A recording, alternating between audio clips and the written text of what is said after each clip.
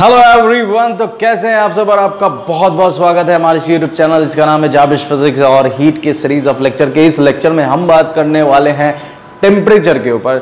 और टेम्परेचर और थोड़ा बहुत हीट को भी समझेंगे, थोड़ा बहुत वर्क को भी समझेंगे और थोड़ा बहुत एनर्जी को भी समझेंगे। और इन बेसिकली मेजर जो हमें समझना है वो है टेम्परेचर। और फिर हम बात करेंगे कन्वर्शन के ऊपर। कन्वर्शन मतलब कि टेम्परेचर का एक सिस्टम से दूसरे सिस्टम में कन्वर्ट होना, इन सब चीज़ों को हम समझने वाले हैं इस लेक्चर में। अगर लेक्चर रिकॉर्ड करने के दौरान मेरे पास स्टोरेज की कमी रहती है, मैं हर लेक्चर में कहता हूं, क्योंकि अभी तक उतना पैसा आया नहीं है। और पैसा आया ही कहाँ, मैंने पैसा अभी देखा भी नहीं, खैर ऊपर वाला देख रहा है। खैर वो दिल की बात है, आप लोगों से शेयर नहीं करूंगा। हाँ, तो अगर स्टोरेज बचा तो मैं स्पेसिफिक हीट भी इस लेक्चर में डिस्कस कर दूंगा। अगर नहीं बचा तो स्पेसिफिक हीट नेक्स्ट लेक्चर में मैं डिस्कस करूंगा, ठीक है। तो हीट का जितना भी लेक्चर्स है, सारे लेक्चर्स का एक कंप्लीट प्लेलिस्ट बना है, जिसका लिंक आपको डिस्क्रिप्शन बॉक्स में मिल जाएगा या फिर यहाँ आई बटन पर मिल जाएगा। तो आप जाकर देख सकते हैं और अपने नॉलेज को बढ़ा सकते हैं। इसका पहला लेक्चर जो इसमें हम लोगों ने बेसिक बातें करी थी वो यही सब था। अब हम इसके आगे बात करेंगे, ठीक है। अगर आपने नहीं देखा है तो आप जाकर देख लो। फिर उसके बाद हम लोग अभी इसमें आगे बात करते हैं। वॉल्यूम ये सब तो पिछले लेक्चर में हमने कर लिया था।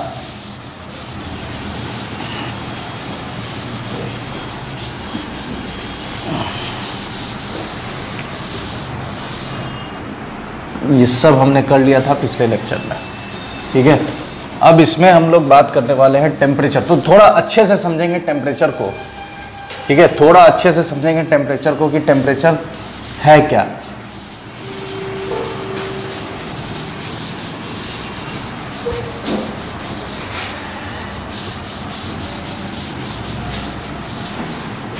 चलिए बात करते हैं टेम्परेचर की, ठीक है। किस किस टॉपिक को हम समझने वाले इसमें। टेम्परेचर,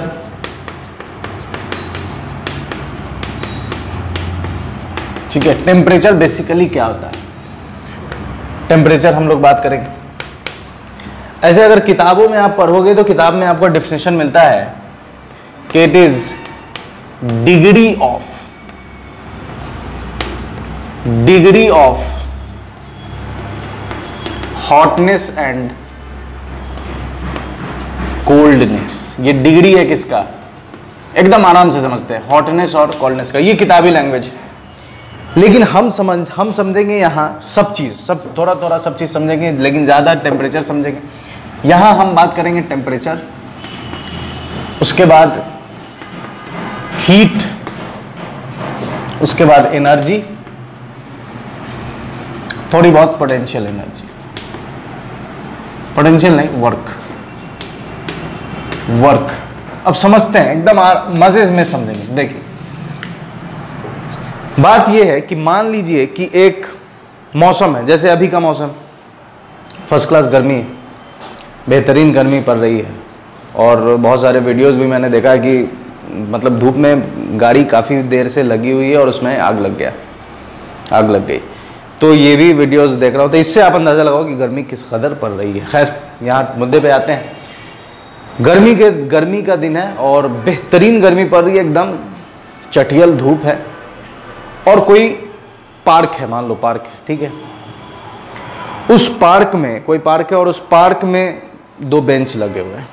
एक लकड़ी का बेंच है और एक लोहे का, ठीक है।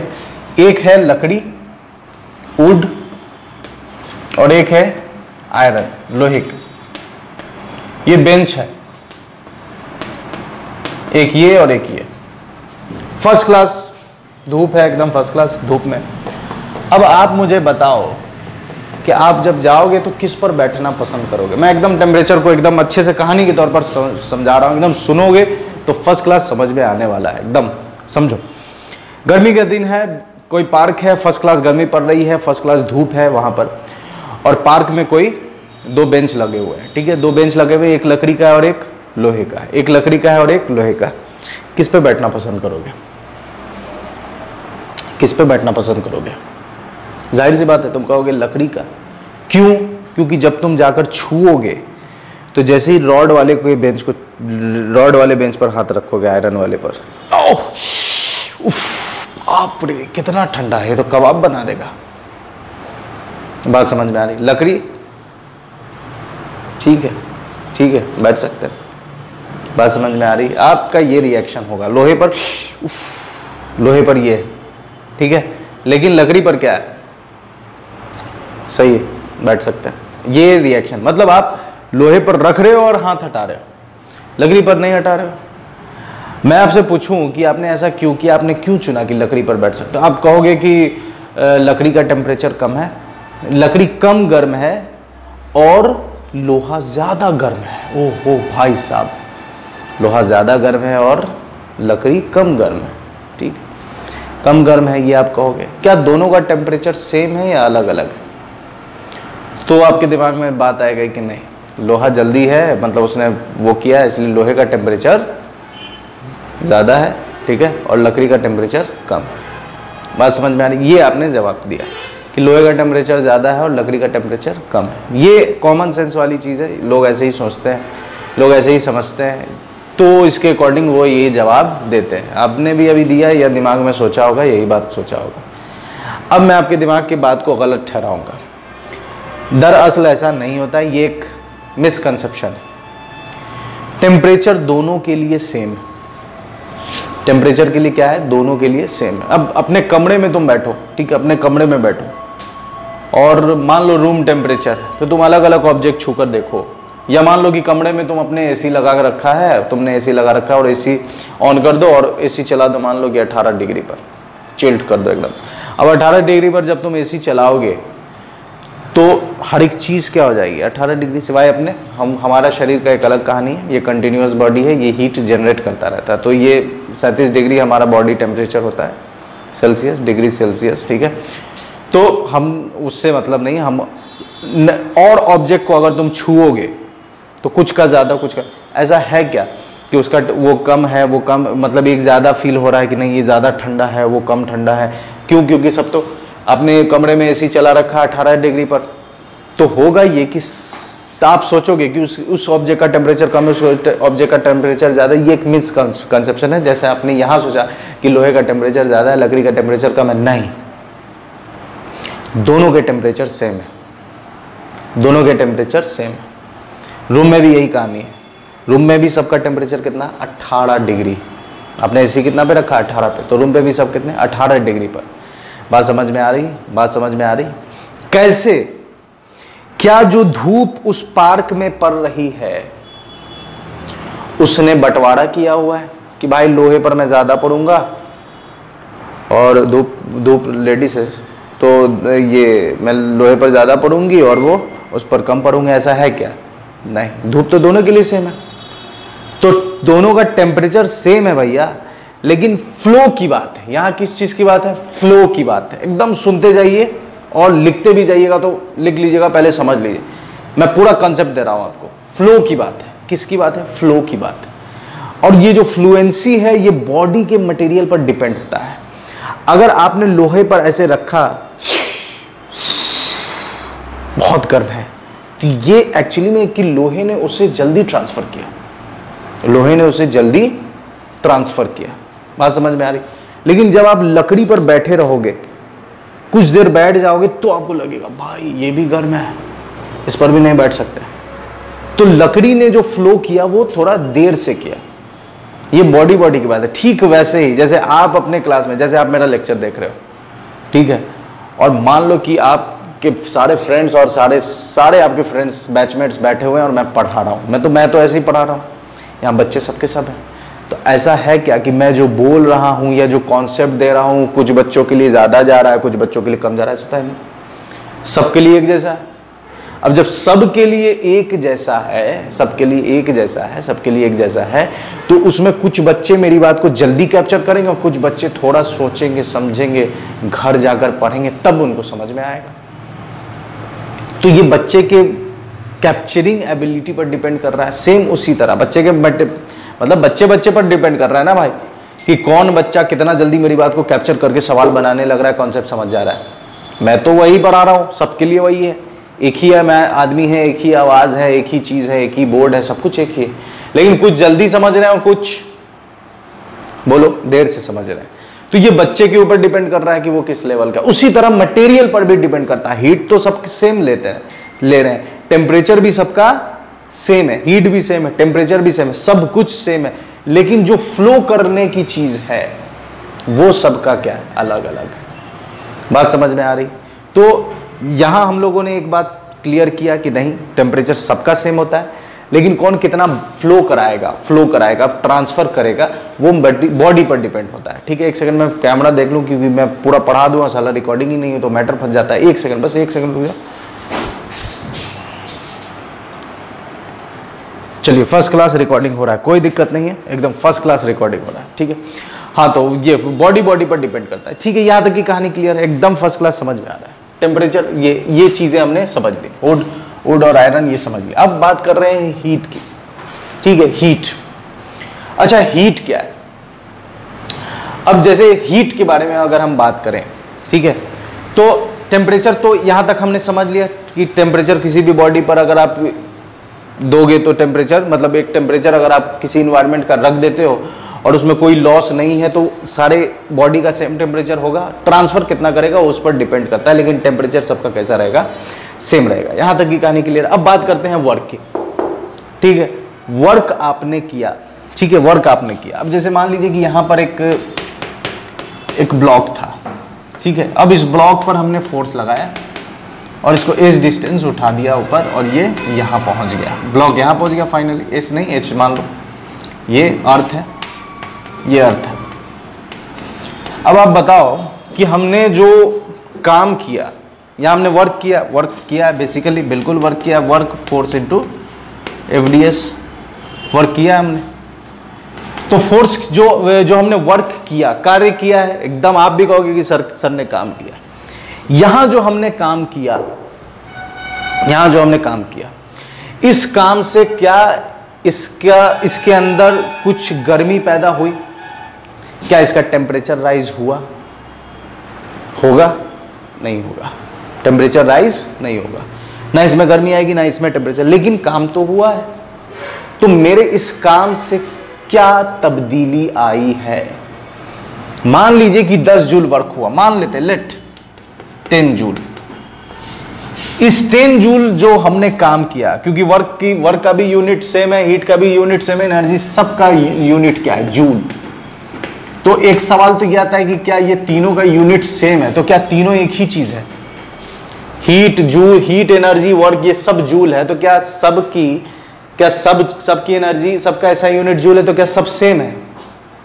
बताओ, सेम नहीं है भाई। अगर सेम होता तो हम तीनों को अलग अलग क्यों पढ़ते? सेम नहीं है, बिल्कुल भी नहीं, सेम नहीं है। तीनों का यूनिट भले ही सेम है, डायमेंशनली सेम है, लेकिन ऐसे तीनों अलग अलग बातें हैं। क्या है वही मैं बता रहा हूं आपको। अब देखो, सुनो, अब ध्यान से तुमको डिफरेंस समझ में आ जाएगा कि तीनों अलग कैसे। यहां हमने वर्क किया, बिल्कुल किया, आप भी कहोगे कि हाँ सर ने वर्क किया है, 10 जूल वर्क किया है, उसका लोकेशन चेंज हो गया, उसका पोजीशन चेंज हो गया, वो जमीन पे था, अब एक एच हाइट पर जाकर वो हो गया वर्क। अब मेरे इस वर्क से क्या होगा? मेरे इस वर्क से बेशक आप कहोगे कि सर पोटेंशियल एनर्जी उस ऑब्जेक्ट के अंदर आ गई है, तो इस वर्क से क्या हुआ? तो इस वर्क से पोटेंशियल एनर्जी mgh आ गया, ग्रेविटेशनल पोटेंशियल एनर्जी आ गया mgh। हाँ बिल्कुल, ग्रेविटेशनल पोटेंशियल आ गया एनर्जी mgh, ठीक है। लेकिन टेम्परेचर पे कोई असर नहीं, और ना इस बॉडी के गर्मी पर। इस बॉडी का कुछ हीट रहा होगा, इस बॉडी के पास कुछ हीट रही होगी, ठीक है, उस पर कोई असर नहीं है। अच्छा, मैं हीट यूज कर रहा हूं, आप कंफ्यूज हो रहे होगे, बिल्कुल कंफ्यूज नहीं होना, मैं सब क्लियर करूंगा। वर्क समझ गए, टेम्परेचर की वो कहानी समझ में आ गई, इसकी भी वो कहानी समझ में आ रही कि वर्क, मैं क्या कह रहा हूं कि तीनों का यूनिट सेम है, जूल। तीनों का यूनिट कैसा है? जूल, ठीक है, तीनों का यूनिट जूल है, लेकिन तीनों अलग अलग चीजें, तीनों एक नहीं है। कैसे? तो वर्क हमने किया, यहां से यहां उठाकर ले गए, फोर्स इनटू डिस्प्लेसमेंट किया, वर्क हुआ। वर्क मान लेते हैं कि 10 जूल एनर्जी हुई है, लेकिन इस वर्क से क्या हुआ? पोटेंशियल एनर्जी स्टोर हुई। लेकिन उस ब्लॉक में, ये जो ब्लॉक की बात हम कर रहे हैं, इस ब्लॉक का ना ही तो टेम्परेचर में कुछ बदलाव आया, ना ही ये मुझे ज्यादा गर्म महसूस हो रहा है। ऐसा है क्या कि मैं जब उठाते उठाते ले जा रहा था, ओह ये तो गर्म होता जा रहा है, ये गर्म होता जा रहा है, ऐसा तो है नहीं। अब उठा के ले गए, अब यहीं पे रहो, गर्म हुआ, गर्मी की तो कोई बात ही नहीं है। बात समझ में आ रही? तो वर्क बेसिकली यही है। अब मैं बात करता हूं किसकी? हीट की। हीट क्या है? तो आपको यह पता है कि अगर आप किसी मॉलिक्यूल्स को देखो, ठीक है, ये मान लीजिए कि कोई मैटर है, सब्सटेंस, मैटर, कुछ भी, तो इसके अंदर मॉलिक्यूल्स है, ये मॉलिक्यूल्स है, इसके अंदर क्या है, मॉलिक्यूल्स, बहुत सारे मॉलिक्यूल्स है, और ये मॉलिक्यूल्स क्या कर रहा है, कंटिन्यूअसली वाइब्रेट कर रहा है, कंटिन्यूअसली क्या कर रहा है, वाइब्रेट कर रहा है, इधर उधर उधर इधर इधर उधर इधर उधर उधर इधर वाइब्रेट कर रहा है। अब क्या मैं 10 जूल वर्क इस पर कर सकता हूं? बिल्कुल कर सकता हूं। खैर उसको अभी रिलेट नहीं करते, एकदम खालिस तौर पर सबकी सब चीजें ये समझ गए। अब बात कर रहे हैं किसकी, हीट की। हीट बेसिकली क्या होता है ये समझते हैं।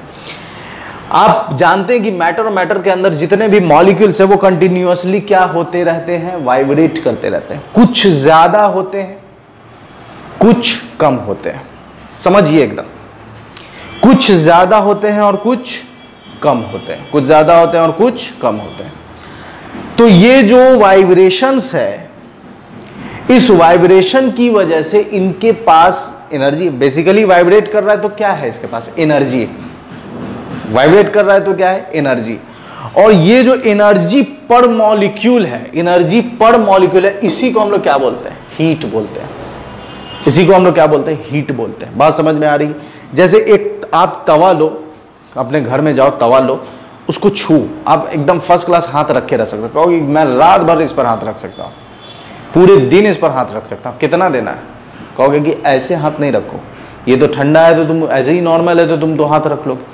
चूल्हे पर चढ़ाओ, 10-20 रोटी बनाओ, उसके बाद फिर हाथ डालो। अब बोलो पूरे दिन रख सकता हूँ, रखोगे? जैसे ही रखो, बाप रे, है कि नहीं है? बात समझ में आ रही है? ये चीज है। ओ भैया ये तो गर्म है, बात समझ में आ रही? तो हुआ क्या, आपने जो नॉर्मल तवा रखा हुआ था, आपने फर्स्ट क्लास उस पर हाथ ऐसे रखा और फिर ऐसे आप तो बहुत देर रखे हुए थे, लेकिन गर्म पे जैसे ही आपने रखा तो हुआ क्या, हुआ ये कि जब तवा नॉर्मल रूम टेम्परेचर पर था तो उसकी एनर्जी पर मॉलिक्यूल कम थी, तो उसकी हीट कम थी।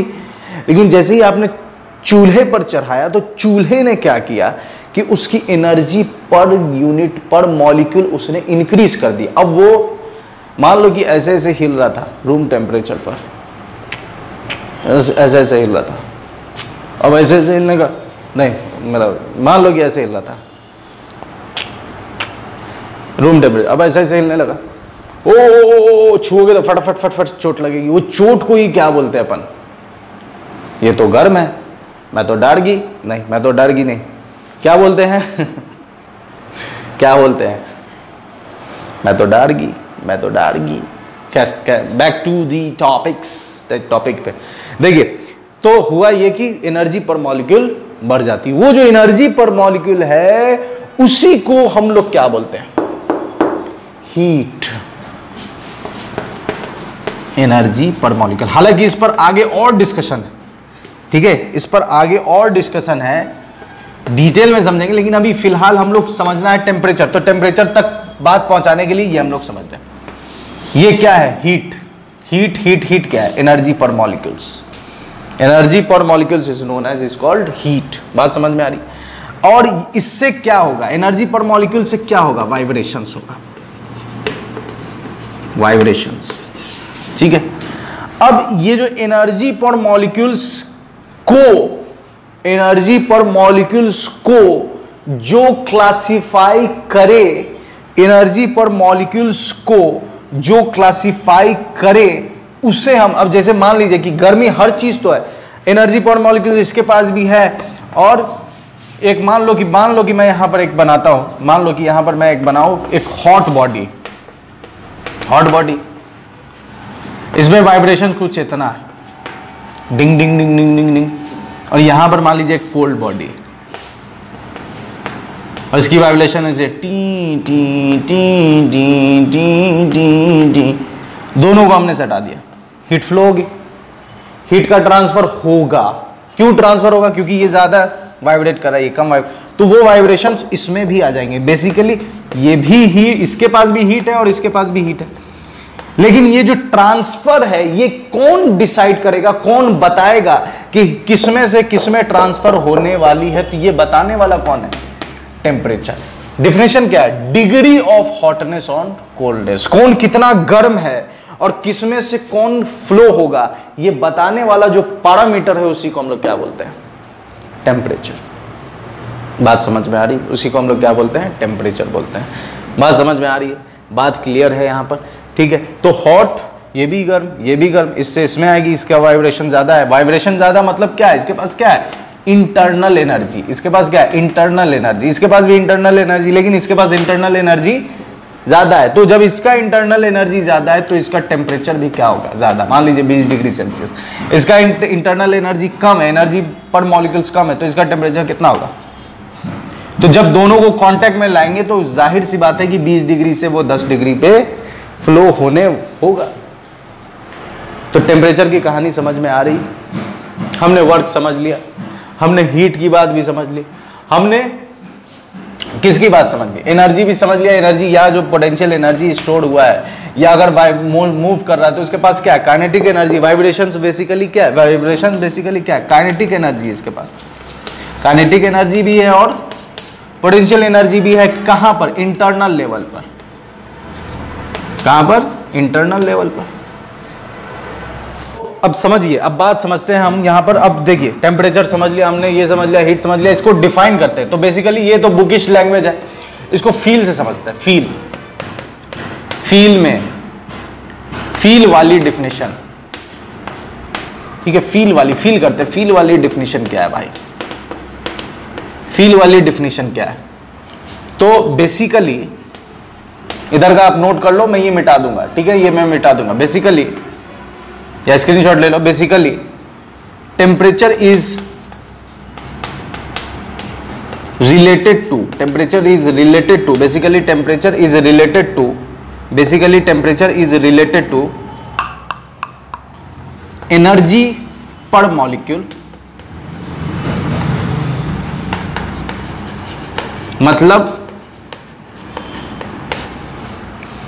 मतलब एनर्जी जिसकी, मतलब जिस मॉलिक्यूल के पास, मतलब जिस मॉलिक्यूल के पास, मॉलिक्यूल के पास ज्यादा एनर्जी, ज्यादा टेम्परेचर, मतलब ज्यादा एनर्जी, मतलब ज्यादा एनर्जी, एनर्जी पर मॉलिक्यूल, और कम होगा तो कम हो जाएगा, ठीक है, और कम होगा तो कम हो जाएगा। और अब बात करते हैं, इसको नोट कर लीजिए, ठीक है, स्क्रीनशॉट लो फटाक से। 1 2 3 1 2 3 1 2। अब देखिए यहां पर ये हीट के बारे में अगर हम लिखें तो हीट क्या है? बेसिकली हीट क्या है? तो हीट है कि जब हम हॉटर बॉडी को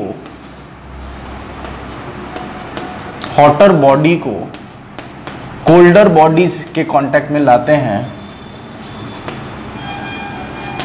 कोल्डर बॉडी के कांटेक्ट में लाते हैं, कांटेक्ट बॉडी में लाते हैं,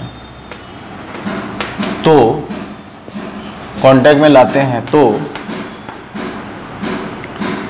तो हॉटर के वाइब्रेशंस ज़्यादा होने की वजह से, हॉटर बॉडी के वाइब्रेशंस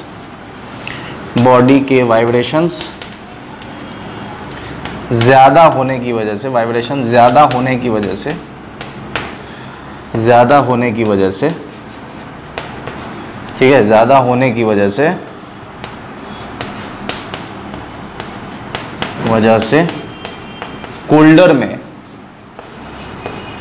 कोल्डर में ट्रांसफर, कोल्डर बॉडी में ट्रांसफर होते हैं, कोल्डर बॉडी में ट्रांसफर होते हैं। और वाइब्रेशन क्या है? बेसिकली एनर्जी है।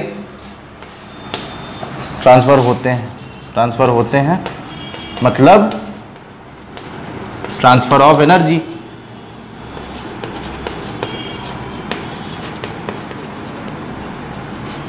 ठीक है, ट्रांसफर ऑफ एनर्जी। और ट्रांसफर ऑफ एनर्जी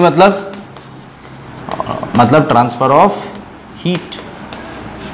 मतलब इस ट्रांसफर को क्या कहते हैं? इस ट्रांसफर को कहते हैं ट्रांसफर ऑफ हीट। ये लिख लो, मतलब ट्रांसफर ऑफ एनर्जी, और इस ट्रांसफर ऑफ एनर्जी को क्या कहते हैं? Transfer of heat. तो टेम्परेचर क्या है, समझ में आ रही बात? डिग्री ऑफ हॉटनेस और कोल्डनेस, ये रिलेटेड है एनर्जी पर मॉलिक्यूल से। जिसके पास एनर्जी पर मॉलिक्यूल ज्यादा होगा उसके पास ज्यादा होगी, उसके पास उसका टेम्परेचर ज्यादा होगा, जिसके पास कम होगी उसका टेम्परेचर कम होगा। और इस डिफरेंस की वजह से जो ट्रांसफर होगा एनर्जी में, उस एनर्जी ट्रांसफर को हम लोग क्या कहेंगे? Heat energy. ये जो डिफरेंस की वजह से, ये जो एनर्जी पर मॉलिक्यूल में जो डिफरेंस है, इस डिफरेंस की वजह से जो एनर्जी का ट्रांसफर होगा हायर टेम्परेचर से लोअर टेम्परेचर में, इस ट्रांसफर को हम लोग कहेंगे हीट ट्रांसफर। इसको क्या कहेंगे हम लोग? Heat transfer. और हीट क्या है? बेसिकली ये भी एनर्जी पर मॉलिक्यूल है, लेकिन ये वाइब्रेशन, जिसके पास ज्यादा हीट, ज्यादा वाइब्रेशन मतलब ज्यादा टेम्परेचर। बात क्लियर है? बात क्लियर। अब हम लोग टेम्परेचर के मेजरमेंट को समझते हैं, ठीक है? आप इतना नोट करो, फिर हम लोग जल्दी स्क्रीनशॉट लो, पॉज करो। ले लिया?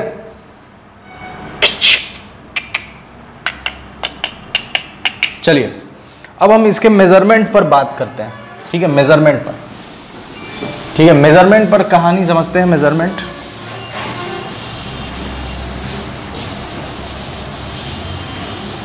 मेजरमेंट की बात करें टेम्परेचर। हालांकि मैंने बोला है कि अगर स्पेस रहा तो मैं तो आपको वो बताऊंगा ही, स्पेसिफिक हीट ये बताऊंगा, लेकिन अगर नहीं बचता है, ठीक है, तो फिर नेक्स्ट लेक्चर में।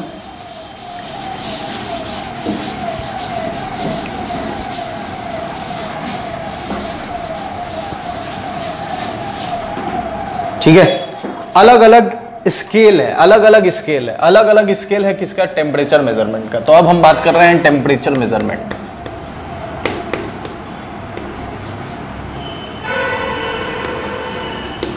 टेम्परेचर मेजरमेंट, अब हम बात कर रहे हैं किसकी? Temperature measurement. अलग अलग हम लोग स्केल लेते हैं, अलग अलग हम लोग क्या लेते हैं? स्केल लेते हैं। अब उस स्केल के ऊपर ही हम लोग बात करने वाले हैं। 5 तरह के स्केल होते हैं, लेकिन हम लोग ज्यादातर पढ़ेंगे 5 तरह के स्केल होते हैं, जिसमें हम लोग 3 तरह के पढ़ेंगे, डिग्री सेल्सियस, फ़ारेनहाइट और केल्विन। ठीक है, हम लोग 3 तरह के पढ़ेंगे। ये 2 को समझने की जरूरत नहीं है, सिलेबस में भी नहीं है और कहीं मिलता भी नहीं है उतना, ठीक है? इसलिए नाम कुछ उसका है, रैंको पैंको ऐसा करके कुछ नाम है, तो उससे कोई मतलब नहीं। खैर हम लोग बेसिकली 3 से पढ़ेंगे। ये स्टैंडर्ड है क्या? ये स्केल बनाने का बनता कैसे, ये पहले समझते हैं, बनता कैसे। अब देखिए, जैसे जो भी अर्ली, जो भी किसी चीज की शुरुआत, जैसे आप ही कोई साइंटिस्ट, आपने किसी चीज की खोज की, तो आप उसके कुछ पहलू को बेसिकली हम लोग जो भी मेजरमेंट करते हैं, सिंपल कोई भी मेजरमेंट करते हैं, तो किसी ना किसी का रेफरेंस लेते हैं कि भाई इसके कंपैरिजन में ये, इसके कंपैरिजन में वो। तो हम मेजरमेंट कर रहे हैं किससे? इसके साथ। आपने यूनिट एंड मेजरमेंट पढ़ा है 11th में, पहला चैप्टर, दूसरा चैप्टर है, ठीक है? यूनिट में आप क्या था, उसमें यूनिट आपने पढ़ा। यूनिट का डेफिनेशन क्या था? Standard chosen value. Standard chosen value होता क्या?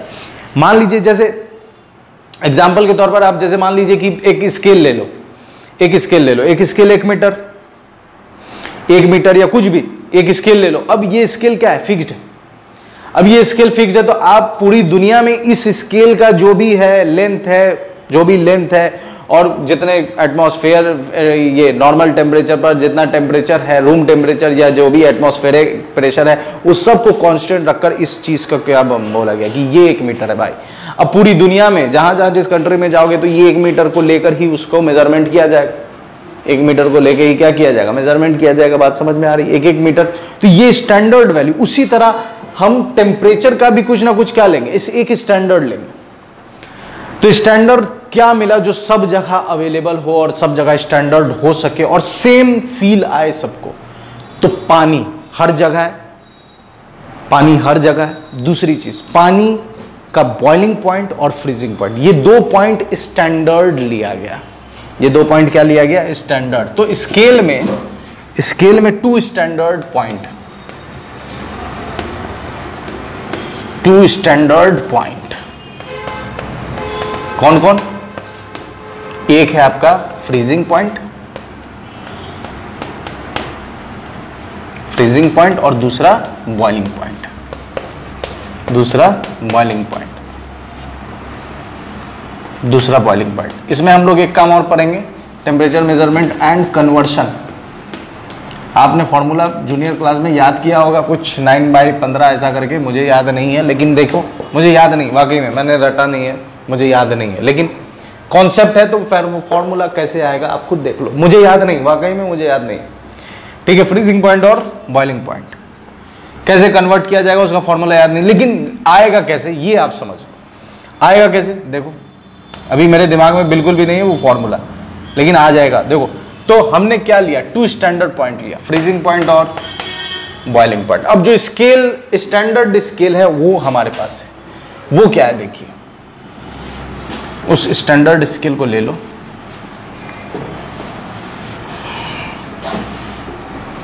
ये स्टैंडर्ड स्केल,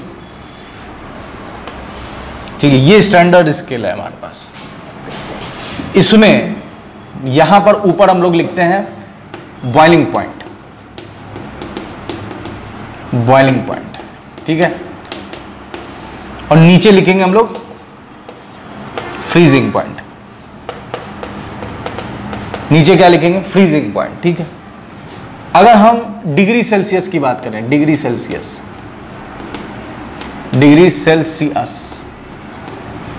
तो ये है 100 और ये कितना है 0 डिग्री, ये है 100 डिग्री। ये एक लाइन हमने खींच दी, ये हमने लाइन खींच दी, ये हमने लाइन खींच दी। ये जो लेंथ हमने लिया है, मान लीजिए 2 लेवल हमने चुना, 2 स्टैंडर्ड पॉइंट लिए, 0 और ये, और उस दोनों के बीच में, मतलब ऐसा समझो कि 2 लकड़ी, 2 प्लाई हमने ऐसे ठोका, ऐसे ठोका, ऐसे ठोका, दोनों प्लाई का ये सेम है, 0 0 0 0 सेम है, और ये लेंथ सेम है। मतलब ये जो लेंथ है, सबका लेंथ कितना है, L, सबका लेंथ L है, सबका लेंथ कितना है L, ठीक है, सबका लेंथ कितना है। ये नीचे हमने 0 degree Celsius, freezing point, boiling point, ठीक है।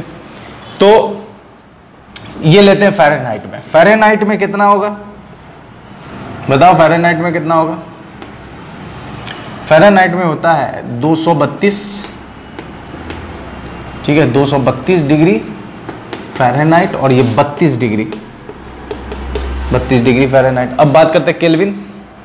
केल्विन कितना होता है, 273.15 के, 373.15 के, ये केल्विन, ठीक है। ये केल्विन, ये सेल्सियस, ये केल्विन।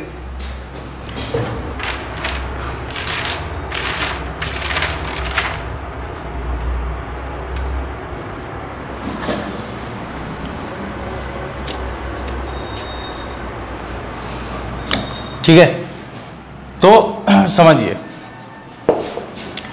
अब यहां तक की कहानी हमने समझ ली, यहां तक समझ में आ गया भाई, ये वो। अब इसमें ये समझ में आ रहा है, ये 0 डिग्री, वो 0 डिग्री, आप इसको कंफर्म कर सकते हो। हम क्या करते हैं कि नीचे से x दूरी पर एक पॉइंट ले लेते हैं, x मतलब x दूरी पर ले लेते हैं C।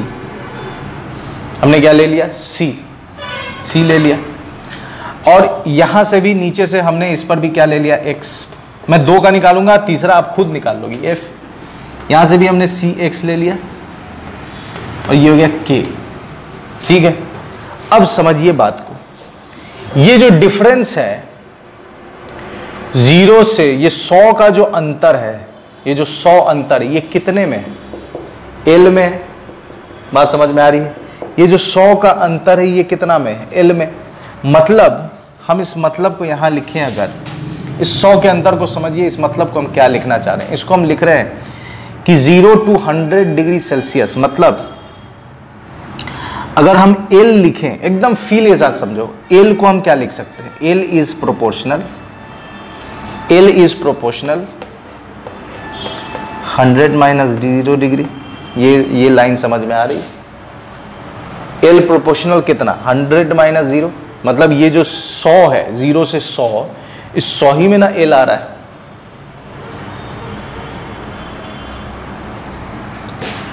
समझिए फिर से, 0 100 डिवीजन है।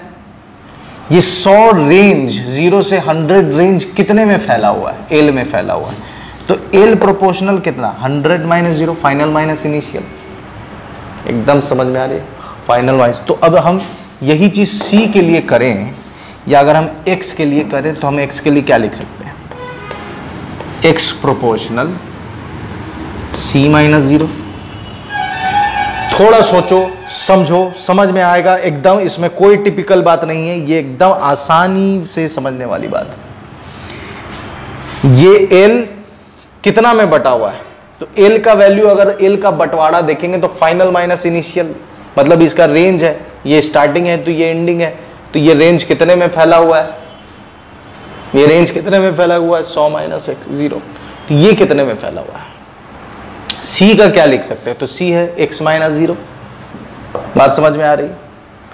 अब दोनों का प्रोपोर्शनैलिटी कांस्टेंट अगर हम हटाएं, ठीक है, दोनों का प्रोपोर्शनैलिटी, तो पे कांस्टेंट पॉइंट कांस्टेंट कट जाएगा, तो हम l बाई एक्स क्या लिख सकते हैं। यहां मान लीजिए प्रोपोर्शनैलिटी कांस्टेंट हटाएं, कुछ कांस्टेंट आया, कांस्टेंट को हमने काट दिया, उससे हमको कोई मतलब नहीं, k आया, k कट गया, l क्या है c माइनस 0, ठीक है। ये हमने किसके लिए निकाला, सेल्सियस के लिए। अब सेम काम इसके लिए करो, अब सेम काम इसके लिए करो, तो इसमें एल किसके प्रोपोर्शनल होगा, यहां इसके नीचे करते हैं। एल प्रोपोर्शनल किसके नीचे, एल प्रोपोर्शनल किसका 212 होगा, ये 212 होगा, 212 माइनस 32, ठीक है। और x एफ माइनस 32 डिग्री। क्या ये समझ में आ रही, क्या ये बंटवारा समझ में आ रहा है। फिर से ये जो लेंथ है ये कितने में है, 0 से 100 में, तो ये जो लेंथ हमने 0 से 100 में लिया है, इस लेंथ को हम क्या लिख सकते हैं, ये लेंथ प्रोपोर्शनल है 100 माइनस 0, तो ये x कितना में होगा, ऐसा समझो कि 100 डिवीजन l में बटा हुआ है, तो c डिवीजन कितने में बटा होगा, ये वही कहानी। या x डिवीजन कितने में होगा, x डिवीजन का कितना होगा। बात क्लियर हो रही है। ये l प्रोपोर्शनल 100 माइनस 0, तो c क्या हो जाएगा x माइनस 0, सॉरी हाँ x क्या हो जाएगा c माइनस 0। उसी तरह यहाँ l प्रोपोर्शनल किसके 32 माइनस 212, तो x कितना हो जाएगा 32, f माइनस 32। इसमें लिखो, इसमें लिखो, तो इसमें क्या लिखोगे, L प्रोपोर्शनल 373.15 माइनस 273.15, तो x proportional k minus 273.15, final minus initial. अब एक चीज समझिए आप कि ये जो L सब में सेम है और x भी सब में सेम है, तो L बाई एक्स बराबर L बाई एक्स, तो एक L बाई एक्स की जगह हम क्या डाल देंगे 100 minus 0 c minus 0 is equal to, और दूसरे L बाई एक्स की जगह क्या लिख सकते हैं, तो दूसरे L बाई एक्स की जगह हम लिख सकते हैं, ठीक है, इसमें से L बाई एक्स वही L बाई एक्स, तो कितना आ जाएगा, ये काम कीजिए सब में, ये काम भी कीजिए सब में, तो क्या आएगा, मैं ही कर देता हूं। L बाई एक्स कितना हो जाएगा 212 माइनस 32 बाई एफ माइनस 32, ठीक है, और यहां भी कर दो, तो L बाई एक्स तो कितना हो जाएगा 373.15 माइनस 273.15 बाई के माइनस 273.15, ठीक है। अब दोनों ले लो आप, अब यहाँ इस L बाई एक्स का वैल्यू डालो 212 माइनस 32 बाई एफ माइनस 32, ठीक है, कितना आएगा ये 100 बाई सी, 212 में से 32 गया, कितना आया 0, ठीक है 0 और 18 180, 118 आएगा ना जी, ठीक है। नीचे कितना f माइनस 32, क्रॉस मल्टीप्लाई कर दो, f माइनस 32, f माइनस 32, 0 से 0 ढिचिक, 0 से 0 ढचिक, तो कितना आ गया ये, कितना आ गया ये, क्रॉस मल्टीप्लाई कर दो, क्रॉस मल्टीप्लाई करोगे तो ये आएगा आपका F-32, ठीक है, F-32 क्रॉस मल्टीप्लाई करो F-32 बराबर 18C/10, ठीक है, 18C/10।